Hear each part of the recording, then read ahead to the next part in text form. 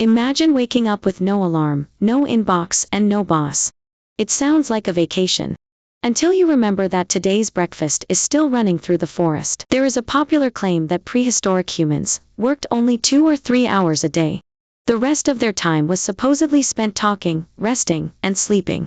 But if that is true, why did farming, machines, and computers make us busier instead of giving us more free time? The answer is not as simple as it sounds. First, prehistoric humans were not one single group. Some people hunted.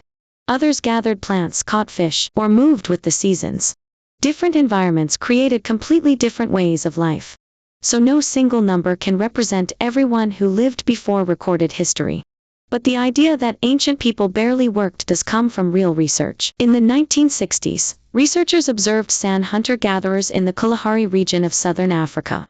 During the observation period, they appeared to spend roughly 15 to 20 hours per week directly acquiring food through hunting and gathering. But that number did not include every hour spent cooking, caring for children, making tools, or maintaining the camp.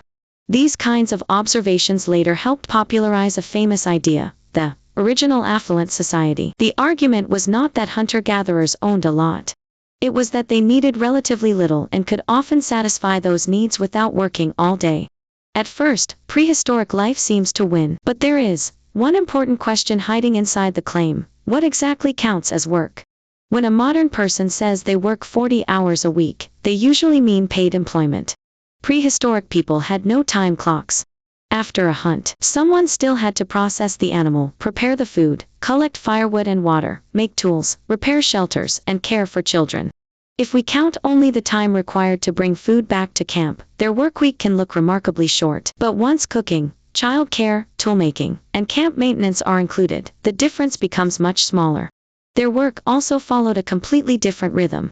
Modern employment usually has a clear beginning and end. Hunter-gatherer life was much harder to divide into work and free time.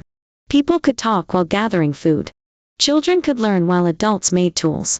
Preparing dinner could be labor, family time, and a social event at the same time. They had no weekends. But they also had no Monday morning alarms. A study published in 2019 made the story even more interesting. Researchers observed Agta communities in the Philippines. Some camps still depended heavily on hunting and gathering, while others had become more involved in agriculture. These were modern communities, not prehistoric people, but they offered researchers a useful real-world comparison. In the more foraging-oriented camps, adults spent about 20 hours per week working outside the camp. In camps with more agricultural activity, that number was closer to 30 hours. At least in this study, greater involvement in farming did not produce more free time. Instead, it was associated with longer, more regular, and more repetitive work. The loss of leisure was especially noticeable among women. As agricultural labor increased, cooking, childcare, and other domestic responsibilities did not disappear. That does not mean agriculture was a mistake. Farming could support more people on the same amount of land. Food could be stored. Permanent settlements, cities, and complex societies became possible. But agriculture changed the rhythm of work. Hunter-gatherers could sometimes enjoy a longer break after a successful hunt or gathering trip.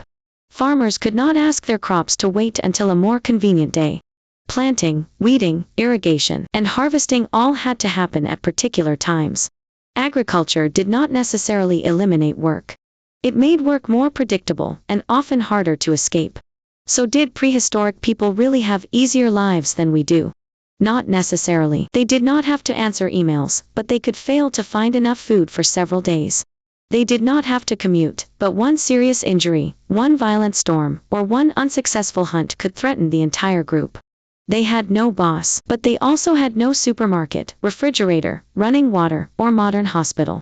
The extra work of modern life helps provide stable food supplies, medicine, safety, choice, and convenience. So the most accurate answer is this: some hunter-gatherers may really have spent fewer hours acquiring food than modern employees spend doing paid work. But the claim that prehistoric humans worked only 2 hours a day is an oversimplification. They did not live without work. Their work simply had a different definition, rhythm, and purpose. Perhaps the most attractive part of their lifestyle was not that they worked less. It was that once the immediate task was finished, they could often stop. Modern work rarely feels truly finished. Answer one email, and another appears. Complete one project, and a new target replaces it. The time we save is often immediately filled with another task. So perhaps the real question is not whether ancient humans were lazier than us.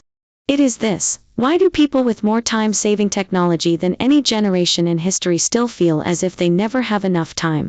If you had to choose, would you give up alarms, commuting, and email for a life without supermarkets, hospitals, or a guaranteed meal? Tell me your choice in the comments.